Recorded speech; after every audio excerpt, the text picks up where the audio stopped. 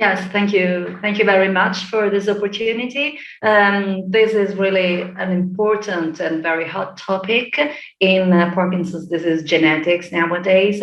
As you know, GBA, it's really the most important genetic factor predisposing to Parkinson's disease that we know so far. And therefore, it reaches a prevalence that can be, up to 15 to 20% of patients with PD may carry a heterozygous GBA variant. And because it is so common, which is something unusual for a genetic factor to be so common, there is really a major research effort in trying to find,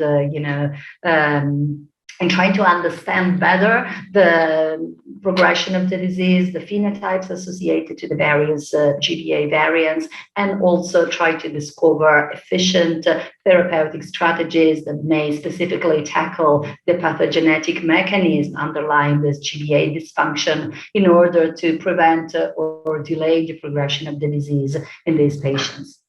And GBA variants, these are heterozygous variants, so they're transmitted to about 50% of offspring. And this is also very important in terms of genetic counseling because, offspring of patients who carry a variant have themselves, a 50% chance of having inherited this variant. Of course, this doesn't mean they will develop the disease for sure, because this is only a risk factor. So we know that there are many healthy individuals carrying heterozygous GBA variants and never developing the disease throughout their life, but still it is important to know. And this cohort of asymptomatic carriers really represent very important group of people because they of course have a higher risk of developing the disease, and there's a lot of research effort also in the direction of identifying markers of disease conversions. So how many of them will eventually develop PD, and there are some early biomarkers that can predict the fact that some of them will become affected while some others will not.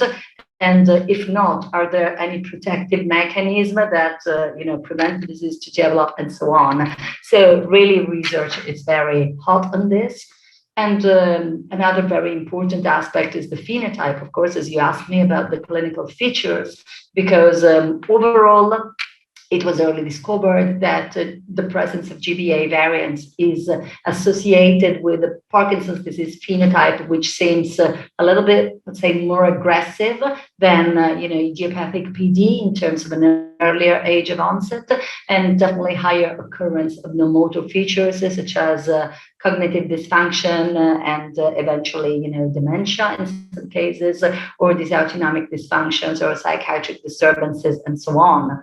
But now with more and more studies, and now that very large cohorts of patients have been studied, in the world, it is becoming evident that there is a stratification based on the type of variants that patients have. So now what the researchers are trying to do, and there are like big consortia in the world that trying to put cases together to study larger cohorts.